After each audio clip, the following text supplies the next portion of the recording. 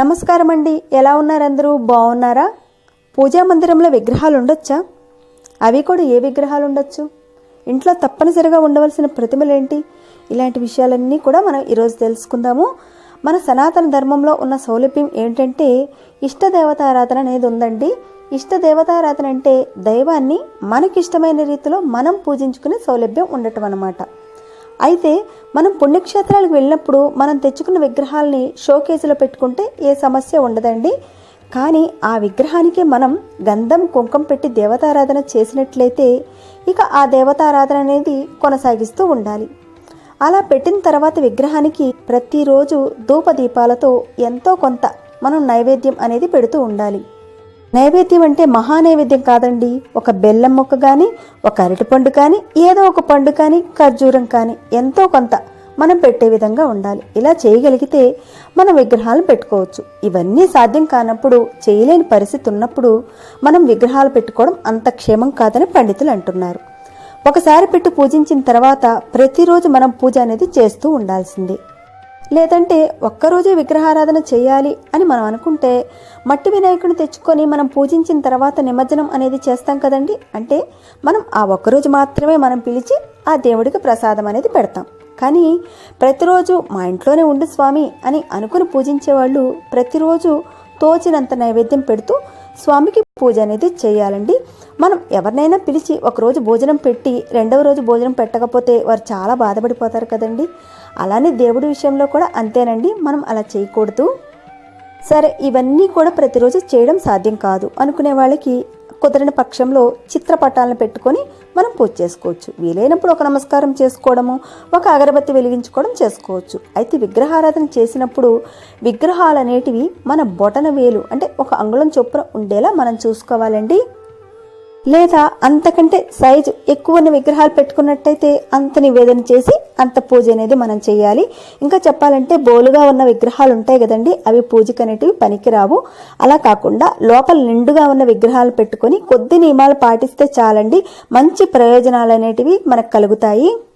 అలాగే మనం ఇంట్లో ప్రతిరోజు నిత్య దీపారాధన అనేది చేస్తుంటాము. కానీ మనం కొన్ని రోజుల పాటు బయట గడపాల్సిన పరిస్థితి వచ్చినప్పుడు, ఇంట్లో ఉన్న విగ్రహాలకి మనం పూజ చేయలేని పరిస్థితి వచ్చినప్పుడు ఏం చేయాలంటే ఒక గిన్నెలో ఈ విగ్రహాలు మునిగేంత వరకు ధాన్యాన్ని పోసి ఉంచాలండి.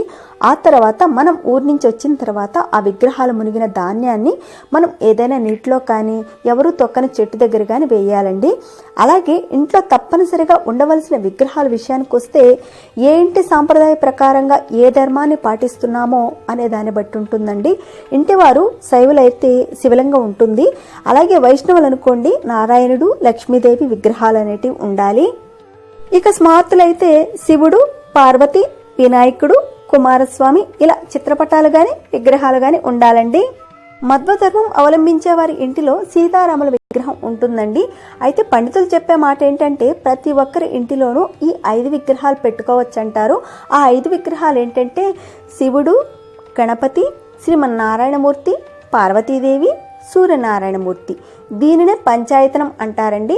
ఈ 5 విగ్రహాలను పూజామందిరంలో ఎలా పెట్టుకుని పూజించాలంటే శైవ మార్గాన్ని అనుసరించి శివుణ్ణి అధికంగా ఆరాధించే వాళ్ళు మధ్యలో శివుని పెట్టుకోవాలండి.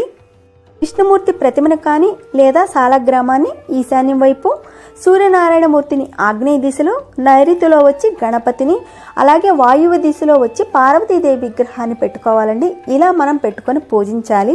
విష్ణువుని ప్రధానంగా ఆరాధించే వాళ్ళు ఎలా విగ్రహాలు పెట్టుకోవాలంటే ఇందాక చెప్పిన విధంగానే పెట్టుకోవాలండి. కాకపోతే మధ్యలో ఇందాక శివుని పెట్టుకున్నాం కదండి, కాబట్టి ఆ స్థానంలో మనము విష్ణుమూర్తిని పెట్టుకోవాలి. ఆ తర్వాత ఈశాన్యం దిక్కునొచ్చి శివుని పెట్టుకోవాలి. ఇలా ప్రతి ఒక్కరి ఇళ్లల్లోనూ ఈ 5 విగ్రహాలను మనం పెట్టుకొని ఆరాధించవచ్చండి. అయితే మనం ప్రతిరోజు విగ్రహారాధన చేస్తుంటాము. మరి అలాంటి విగ్రహాలు పగిలిపోయినా, కొద్దిగా విరిగిపోయినా, పాడైపోయిన విగ్రహాలు ఏం చేయాలి అనే విషయం మీద చాలా వరకు అందరికీ కూడా సందేహం వస్తుంటుంది కదండి. అయితే కొంతమంది ఏం చేస్తారంటే రావి చెట్టు దగ్గర కానీ లేదంటే ధ్వజస్తంభం దగ్గర కానీ పెడుతుంటారండి. అలా విగ్రహాలు పాడైపోయిన వాటిని అలా గుళ్ళో పెట్టకూడదని పండితులు అంటుంటారండి. చాలా పాపం అని అంటారండి. మరి వాటిని ఏం చేయాలంటే పారే నీటిలో కానీ లేదంటే ఎవరు తొక్కని ఎక్కడైనా ప్రదేశంలో గుంత దొవ్వి ఆ గుంతలో ఆ పటాలను పెట్టడం వల్ల మంచి జరుగుతుందని అంటారండి.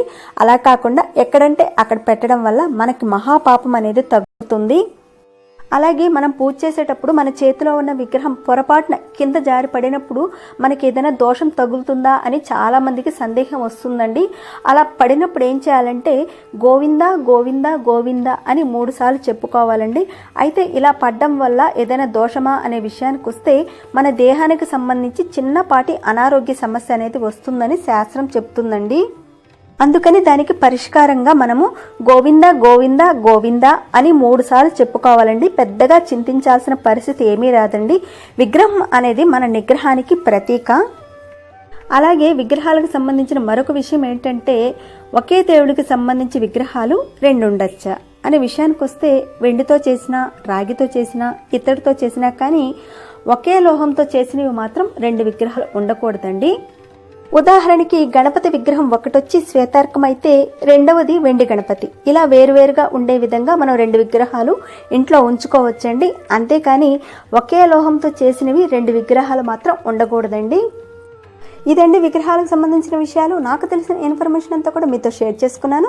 ఈ వీడియో మీకు నచ్చుతుంది అనుకుంటున్నాను. నచ్చినట్లయితే లైక్ ఇవ్వండి. అలాగే ఫేస్బుక్, వాట్సాప్ ద్వారా ఈ వీడియోని షేర్ చేయండి. కొత్త వాళ్ళు ఈ వీడియోని చూస్తున్నట్లయితే మీకు నచ్చినట్లయితే సబ్స్క్రైబ్ అవ్వండి. నా నోటిఫికేషన్స్ మిస్ కాకుండా మీకు రావాలి అంటే మర్చిపోకుండా బెల్ ఐకాన్ని ప్రెస్ చేయండి. మరొక కొత్త వీడియోతో మళ్ళీ మిమ్మల్ని అందరినీ కలుసుకుంటాను. అంతవరకు